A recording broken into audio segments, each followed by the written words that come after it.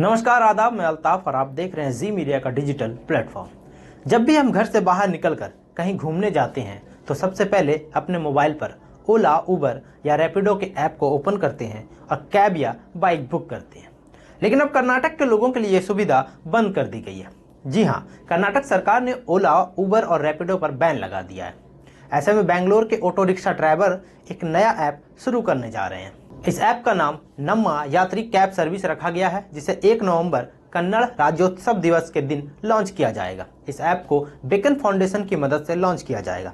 बेंगलोर के auto rickshaw driver union ARDU के अध्यक्ष रुद्रमूर्ति का कहना है कि ओला, उबर जैसी कंपनियां ड्राइवरों का शोषण करती आई है, यात्रियों से भी मनमर्जी पैसा वसूलती है, इसलिए हम इस पर लगे बैन का स्वागत करते हैं।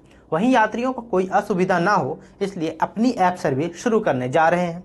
नम्मा यात्री ऐप का किराया सरकार तय करेगी और किसी भी तरह की कोई मनमानी नहीं चलेगी। आपको बता दें कि ओला, उबर और रैपिडो का वर्चस्व खत्म करने के लिए तत्कालीन मुख्यमंत्री HD कुमारस्वामी ने स्वतंत्र ऐप सर्विस शुरू करने की बात कही थी, लेकिन सरकार ने इस पर किसी तरह का कोई फैसला लेने से मना कर दिया था।